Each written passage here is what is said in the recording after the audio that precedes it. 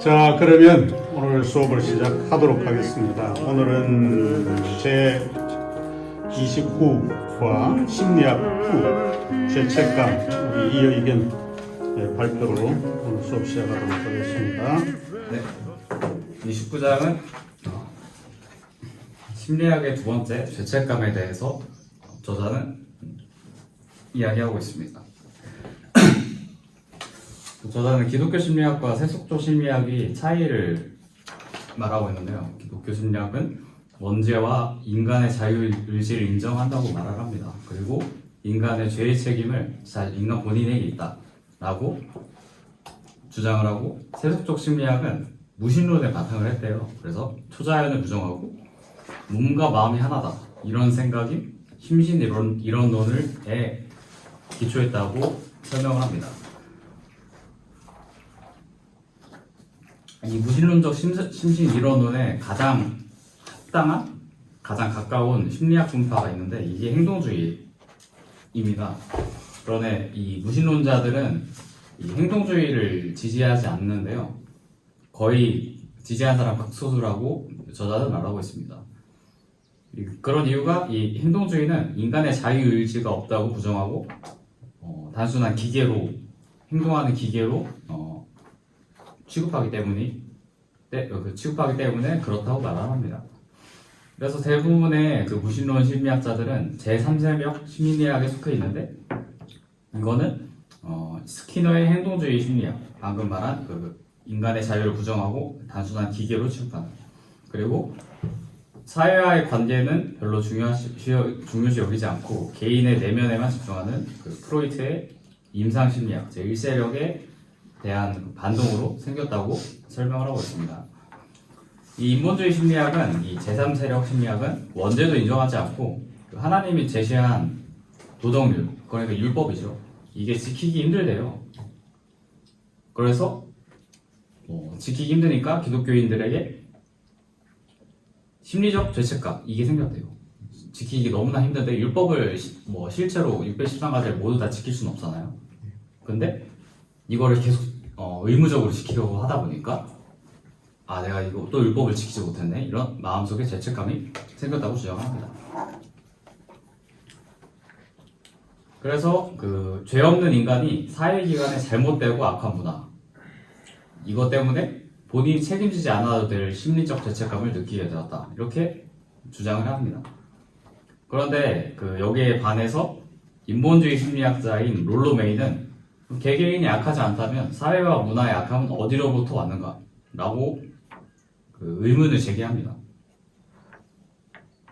개개인이 사회와 문화에 영향을 받을 수밖에 없는데, 근데 개개인이 악하지 않다면 사회와 문화가 악함은 어디로부터 왔는가? 사회와 문화의 악한 속성을 인간과는 다르다고 본 거죠. 이 죄책감의 문제로부터 벗어나고자 각 심리학 분파마다 나름 해결책을 제시하고 있는데요. 무신론적 인본주의는 인간 내면의 죄 자체를 부정을 합니다. 원죄도 없다고 하고 인간은 선하다고 주장을 합니다. 근데 사회제도는 악하고 이 사회제도로부터 영향을 받아서 죄를 지을 수 있다, 이런 시각을 가지고 있어요. 이거는 인간 내면의 선한 자아와 접촉하면 죄책감으로부터 해방된다, 이렇게 보는 시각이 있습니다. 이 인간 내면의 선한 자아는 절대적 선이 아니고 상대적인 선입니다. 이 상대적이라는 말은 선하다고 생각하는 기준을 개인이 만들어요. 개인이 만들어가지고 그냥 본인이 생각하는 이 선이 본인 내면의 선이에요. 그리고 절대적인 선은 존재하지 않습니다. 절대적인 가치가 존재하지 않기 때문에 절대적인 신, 이런 것도 존재하지 않고요. 그런데 이런 주장은 방금 말한 롤로 메이의 개개인이 약하지 않는데 사회와 문화의 약함은 어디로부터 왔는가? 이거에 대한 설명을 하지 못해요.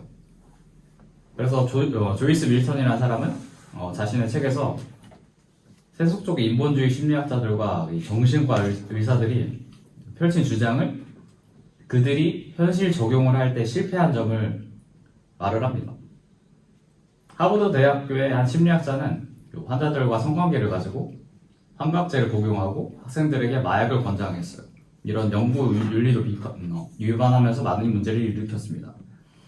이렇게 저자는 인본주의 심리학의 실효성에 대해 의문을 제기합니다. 그러면서 그들을 비판합니다. 뉴에이지와 포스트 모더니즘이 아래에 나오는데, 이 뉴에이지는 큰 나가 작은 나와 하나가 될 때, 그때 모든 것을 지적으로 깨닫고 내 안에 모든 문제가 해결될 수 있다고 이렇게 말을 합니다. 불교에서의 해탈의 경지, 그것과 거의 동일한 거죠.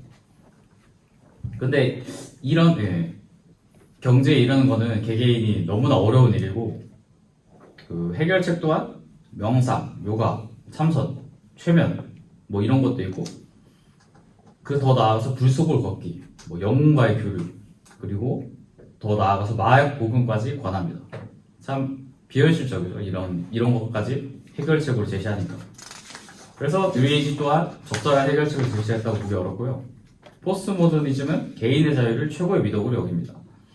선과 악, 그리고 정상과 비정상의 경계가 불분명한데, 이 포스트 모더니즘을 지지하는 사람들은 지킬 박사와 하이드, 이 사람처럼, 이 소설의 인물처럼 시간이 다르고 장소가 달라짐에 따라 자기의 정체성이 달라질 수 있다고 주장을 합니다.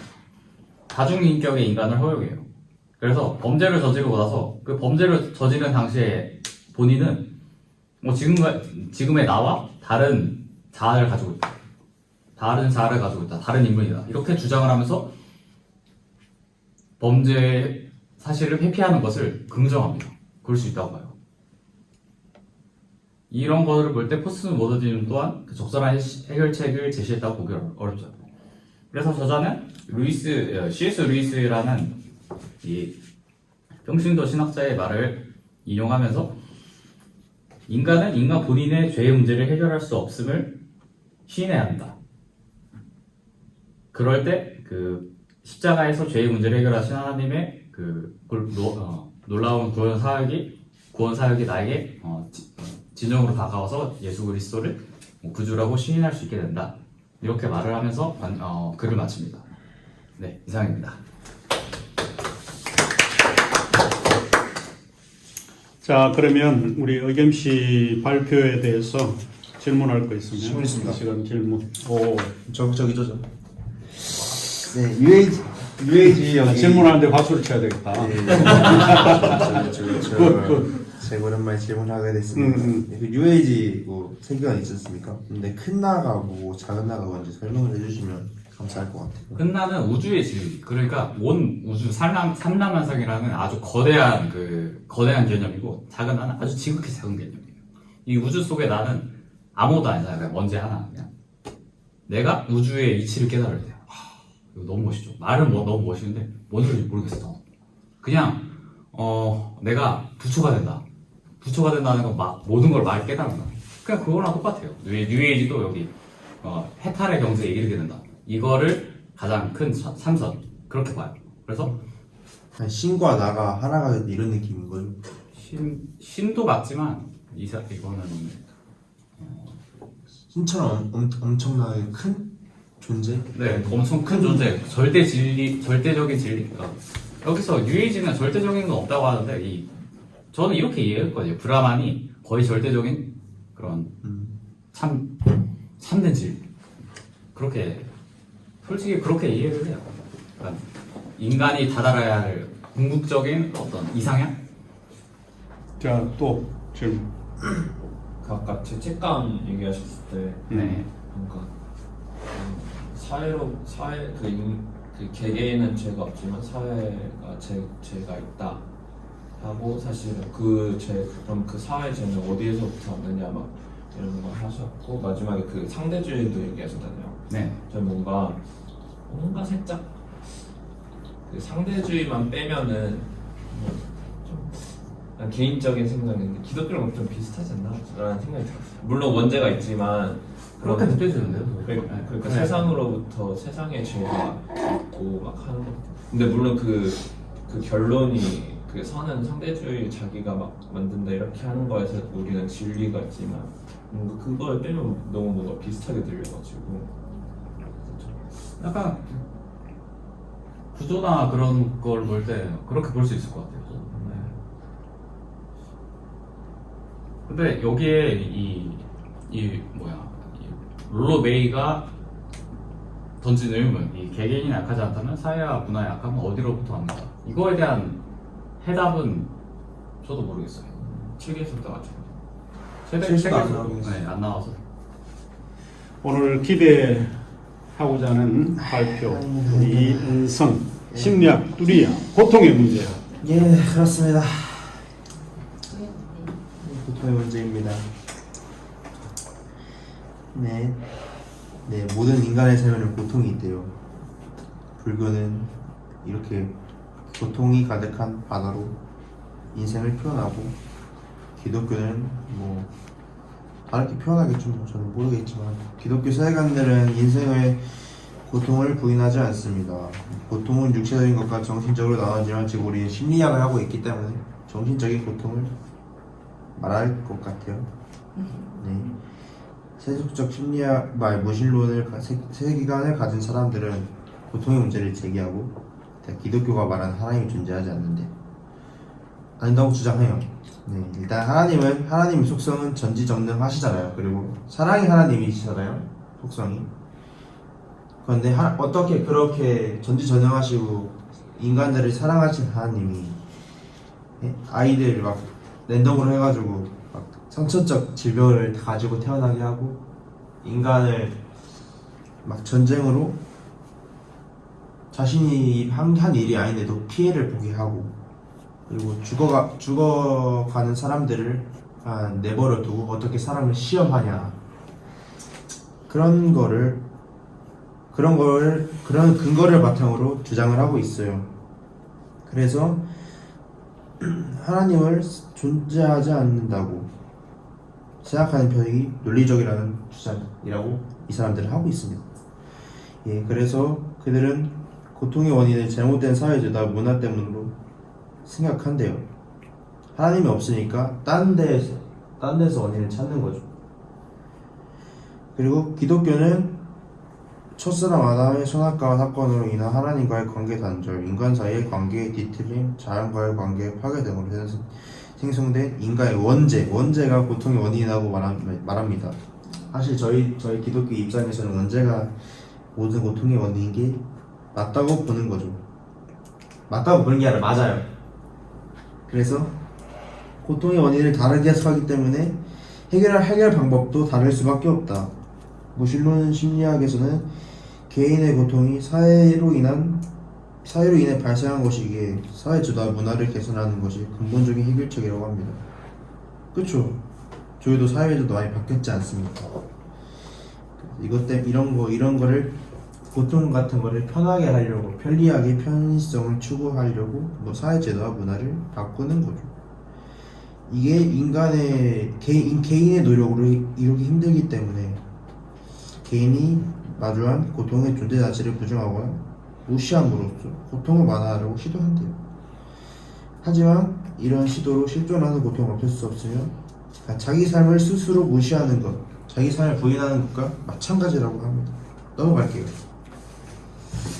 근데 반면에 일단 기독교 심리학에서는 하나님이 사랑하는 자와의 관계를 회복하기 위한 방법으로 고통을 사용할 수 있다고 합니다. 저희도 지금 고통과 많은 연단의 시간이 각자 다 있을 텐데, 그런 걸로 인해서 하나님 아직 관계가 회복되지 않은 걸 하나님 관계를 회복하려고 여러분들을 사용하시고 고통을 하셔서 다시 하나님께 돌아오라고 하시는 말씀을 고통을 택했다는 거죠.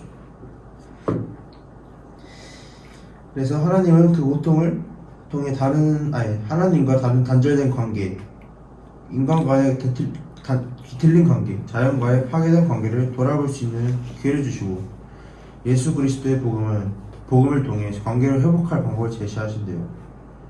킬패트릭이라는 사람이 있는데, 이 사람은 이렇게 말합니다. 어떤 세계관의 진정성을 평가하는 자들은 그 세계관의 방법의 고통을 없앨 수 있느냐의 여부가 아니다. 없앨 수 없는 그 고통이 무엇을 의미하는지 알려주느냐는 것이다. 이런 부분과 글귀로 인해서 우리는 세속 심리학에 실망하게 되고 기독교에서 늘 희망을 찾게 되는 거죠. 지속심리학에서는 고통이 아무런 의미가 없지만 저희는 중요한 의미가 있다는 거죠. 아까 제가 말한 것처럼 하나님께 다시 돌아가는 그런 고통의 의미가 있다고 주장하는 거죠. 일단 그리고 대표적인 신학자 C.S. 루이스는 그에서 고통의 문제에서 인간의 원죄를 다음과 같이 비유한대요. 피조물이 자기 마음대로 하려는 것은 본분을 벗어나는 행위로서 타락이라 할 수 있는 심각한 죄다. 그 선택 이후 인간의 영혼은 자기의 본성을 스스로 다스릴 힘을 잃었을 뿐만 아니라 악에 대해 지배받는 형편이 되었다. 이 상태는 유전으로 후손에게 전달되었는데 생물학자들이 말하는 단순한 한두 가지의 형질에 획득해 불과한 것이 아니라 새로운 종류의 인간 출현을 의미했다. 그렇죠. 하나님께 일단 벗어나려고 하는 거, 그게 죄의 본질이지 않습니까?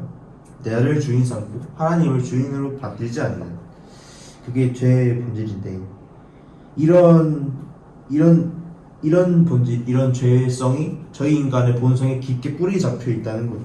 뿌리 완전 깊숙이 파고들어서 내 내면은 죄가 있어가지고 유혹을 넘어가고 많은 하나님을 막 계속 떠나가려고 하는 그런 게 있기 때문에,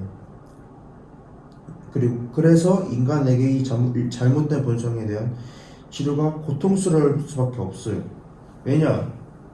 지금까지 살아온 모든 것이 하나님으로 인해 하나님이 나를 이끌어 주신 게 아니라 자기가 스스로 선택하고 스스로 결정해서 만든 결과이기 때문에, 내가 지금까지 내 의지를 가지고 하나님을 막 섬기지도 않고 막 살았으니까 그런 거가 너무 당연하고 그런 게 너무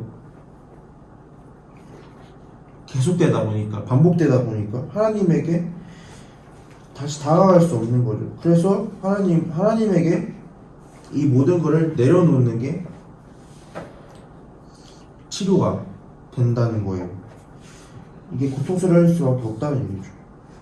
그래서 이 일은 언제 어디에서 어떤 식으로 이루어지든 간에 인간에게는 가혹한 고통이 될 수밖에 없대요. 맞는 것 같아요. 저도 제 얘기를 잠깐 하자면, 저도 굉장히 막 살아요.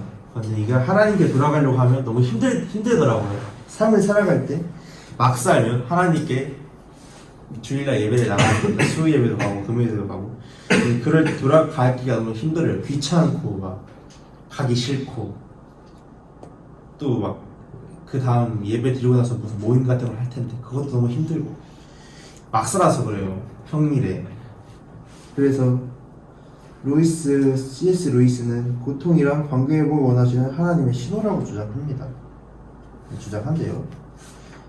프로이트부터 시작한 제1세대 심리학은 정신질환을 일으키는 인간의 심리적 문제를 찾아 그걸 제거하는 게 집중했대요. 하버드 대학 성인 발달 연구소는 75년간 724명의 인간을 추적하여 무엇이 인간을 행복하게 하는가 연구를 했대요.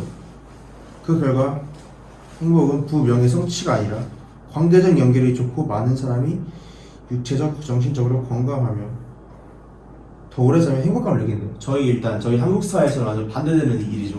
저희 한국 사회는 부명예 성취가 짱인데 그 아래에 더 딸려오는 게 이런 거라는 거죠. 관계적 연결이 그거의 부와 명예 성취에 따라온다. 그런데 원래 행복한다는 하버드 대학교 성인발달 연구소는 행복은 육체적, 정신적으로 건강하고 더 오래 살면 행복감을 느낀대요. 또 육체적 질병 중에도 행복감을 느끼며 나이가 들어서도 더 나은 기억력을 유지한대요. 예일대학교는 감사할 줄 알고 작은 것에도 기쁨을 찾으며 이웃을 돌아보는 삶에서 행복감을 느낀다고 주장합니다. 그럼으로써 이거의 근거에서 기독교인은 성경을 통해 인간의 본성을 알 수 있고 고통의 근원을 알 수 있어 그의 해결책을 알 수 있대요. 세속 심리학에서 행복의 조건을 제시하는 좋은 관계, 감사, 마음의 여유 같은 것이 없는 방법은 예수님의 산상순이나 발의 서신에서 끊임없이 들어온 조언입니다. 그리고 그 무엇보다 모든 고통의 문제 다하게 되시는 예수 그리스도의 십자가 복음이 우리에게 그냥 공짜로 거저 주어지는 저 다쳤잖아요. 감사하며 살아야 되겠죠. 행복해야겠죠. 그렇습니다. 네. 그래서 기독교 심리학과 해석 심리학이 주어져서 무엇을 선택할 것인가의 문제는 아담과 하와에게 주어진 선택의 문제뿐만 아니라 저희에게 주어진 문제라고 할 수 있을 것 같아요. 하나님을 이걸 하나님을 믿을 것인가, 네가 신이 될 수 있다는 뱀의 말을 믿을 것인가, 이걸 제가 어떻게 해석했냐면 하나님을 자신의 삶의 주인으로 인정할 것인가, 아니면 내가 나의 삶의 주인이 될 것인가, 이런 걸로 제가 생각을 했거든요. 이거는 자신의 선택이지만 우리 모두가 하나님을 자신의 삶의 주인이라고 인정하고 말하고 다니고 믿는 우리 모두가 되었으면 하는 바람입니다. 감사합니다. 질문 있습니다. 예. 199쪽에 하버드 대학교가 연구한 내용을 질문 드릴 건데요. 네네. 우리나라 사회는 부 명예 성체가 최고의 가치라고 말씀하셨는데 네. 저도 이런 생각이 있었거든요. 네. 저도 성취를 하고 싶은, 사회적으로 성공을 이루고 싶은 마음이 있었는데 본인은 어떠신가요? 지금 저도 돈 좋아하죠. 저 돈 좋고. 진짜 돈 뭘 안 좋아하는 사람 어디 있겠습니까? 그렇죠. 돈 많으면 많을수록 좋고. 명예도 적당히 자기가 말하는 게 영향력이 있으면 물론 좋고.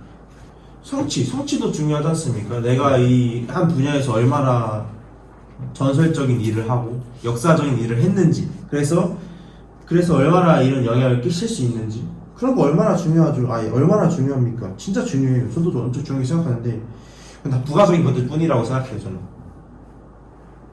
저희는 신학을 하지 않습니까? 돈을 멀리하고 명예를 멀리하고 성취를 멀리하는 그런 삶을 살아야 된다고 저는 생각해요. 저도 여기 오기 전까지는 돈 진짜 좋아했죠. 돈이면 다 이겨지 않습니까? 이제 주식 좋아하고 돈 좋아하고. 근데 그게 하나님이 원하시는 일이 아니라는 거예요. 관계적 연결이 좋고 많은 사람이 육체 정신적으로 건강하고 그래서 행복감을 느낀대요. 저도 그런데 저는 사실 관계 같은 걸 많이 안 맺었거든요. 사실 그냥 딱 소수 정예 같은 느낌으로 딱 하나님 안에서 같이 있을 친구들만 해봤는데 그것도 약간 재미가 없더라고요. 막 딴 세상의 애들처럼 부를 찾고 명예를 찾고 성취를 찾고 막 나가서 놀고 PC방도 가긴 하지만 맨날 가고 하고 싶죠. 분명 놀고 싶어요. 그런데 그것보다 더 중요한 게 하나님이다. 하나님이 뜻이다. 이런 거죠. 예.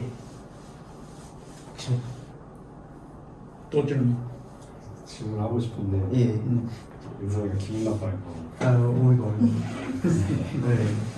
저자는 마지막에 네. 기독교 심리학과 세속 심리학 중에 하나를 선택해라고 촉구를 하고 있는데 기독교 심리학을 선택한다고 하면 98쪽 상단 부분에 하나님이 사랑하는 자와의 관계를 회복하기 위한 방법으로 고통이 사용된다라고 나오는데 그거는 어린아이들이 선천적으로 질병을 가지고 일찍 죽는 아이들을 있지 않습니까? 그런 아이들 또한 고통을 겪다가 죽는데 그런 아이들 또한 하나님과의 관계 회복을 위해 고통을 겪다가 세상을 떠나는 것인지 어떻게 기독교 심리학에서는 어떻게 설명을 하고 있는지 좀 궁금합니다.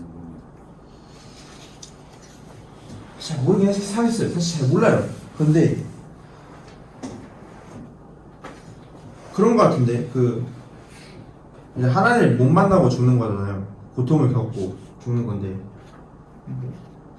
저희 여기 기독교가 들어오기 전 조선시대 때나 고려시대도 그런 거랑 똑같잖아요. 그런 거랑 막 하나님을 접할 기회조차 없는 그리고 하나님과 관계를 맺고 고통을 겪지도 못하고 죽는 그런 사람들과 어찌 보면 똑같은 상황이 아닌가라고 생각하는데 저는 근본적인 답을 못 드리겠어요. 저도 지식이 아직 짧기 때문에 넓지 않고 좁기 때문에 이거 교수님께 답을 정하는 거 아니냐. 근데 예정론자들은 이렇게 볼 수도 있을 것 같아요. 제 생각이 그렇다는 건 아닌데 그 구원을 받는 건 어쨌든 하나님의 전적인 은혜잖아요. 주권 속에서 100% 하나님의 은혜로 선물로 주어진 거라서 하나님이 원하시는 사람을 천국에 보내시는 건데 이게 뭐 갓난아기들한테도 적용이 된다고 볼 것 같아요. 그러니까 이 갓난아기가 무조건 다 천국에 간다는 것이 아니라 예정론자들은 하나님의 주권하에서 천국 갈 사람을 하나님께서 정하시는 것이기 때문에 가난하게도 다 천국 가는 것이 아니라 가난하게 중에서 하나님이 선택하시는 또 은혜를 입은 가난하기들만 천국에 간다라고도 할 수 있을 것 같아요. 그 전제 조건이 무조건적인 은혜였잖아요. 근데 그것도 그 교단마다 다 다르더라고요. 인간의 자유의지에 대해서 막 그냥 강권적 은혜 뭐 그런 거 얘기하는데 그 전제가 좀 다 다르기 때문에 다른 결론이 나오지 않았나 좀 그래서. 저도 어릴 때라고 하긴 뭐하지만 진짜 그런 게 많이 궁금했었거든요. 근데 그런 걸 궁금하면 진짜 머리가 터져요. 너무 약간 그런 거에 대해서 아담은 왜 선악과를 먹었을까 막 이런 고민들부터 시작해서 그런 걸 파고들다 보니까 집중을 못 하게 되는 거예요, 딴 거에. 그래서 말씀에도 막 항상 그런 게 생각나는 거예요. 근데 나중에 만약에 우리가 전직신학이나 그런 거 배울 때는 어쨌든 제 개인적인 생각으로는 일단은 신학적 틀이 있는 거를 바탕으로 나아가야 한다고 생각하는데 근데 고민이 많이 되는 것 같아요 요즘. 그래서 생각을 좀 많이 그 일단 제가 할 거는 이 먼저 결혼과 과정인데 결혼부터 해야 되는 거 아니에요? 결혼해야죠. 결혼하고 가정을 이루고 나서 이거를 해야 그러니까 좀 제대로 되는 거 아닐까 싶긴 한데. 배분 시작하겠습니다. 예. 기독교는 제 원인을 인간의 타락한 영혼과 하나님과의 단절과 악으로 향하는 인간의 자유의지 때문이라고 합니다. 따라서 재회복도 개인의 회개와 회복을 통해 이루어져야 한다고 봅니다. 성경은 결혼은 하나님이 최초로 제정하신 제도로서 가정은 하나님의 기업이 전달되는 최소 단위이며 신앙교육의 현장이라고 말하고 있습니다. 또한 일부 일처들을 분명히 강조하며 남편과 아내는 서로를 사랑하고 존경하는 관계여야 함을 가르치고 있습니다. 성경에서 결혼은 단순한 계약이 아닌 하나님 앞에서 맺는 거룩한 언약이라고 이 책은 말하고 있어요.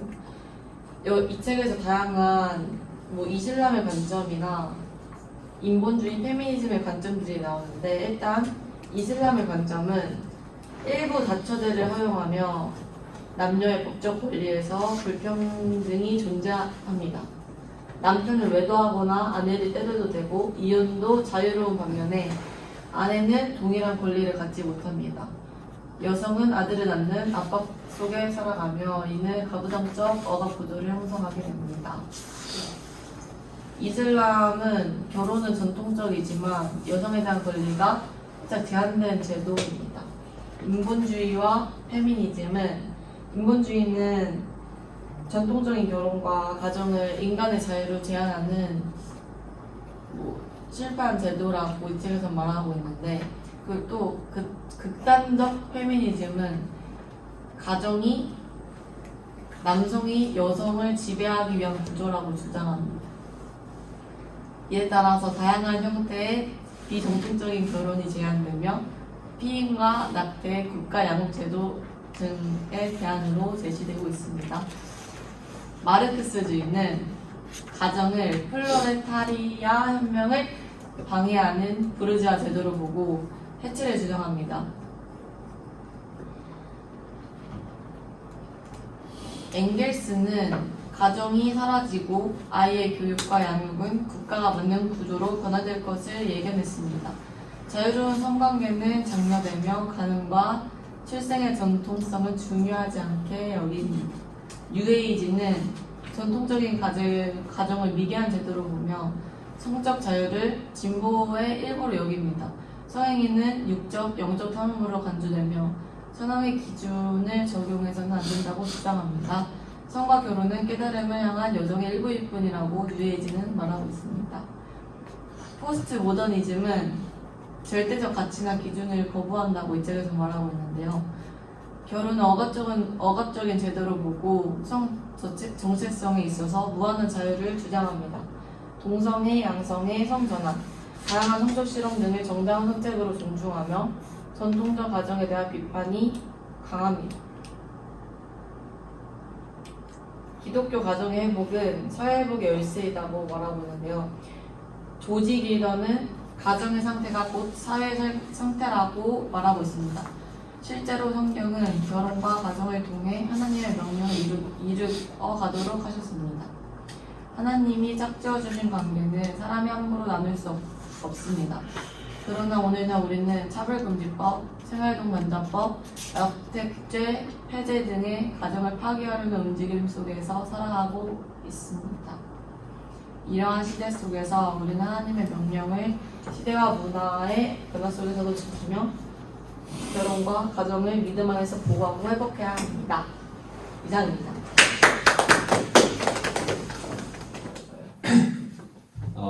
교회와 교실 여기 파트에서는 일단 짧게 요약하면은 사실 기독교는 교회에서 사실 그런 모임을 하거나 아니면은 교육을 하는데 그런 인본주의나 마르크스 레닌주의는 그런 같은 무신론은 교실을 통해 전파하고 있어서 그것에 대한 위험성을 좀 말해줍니다.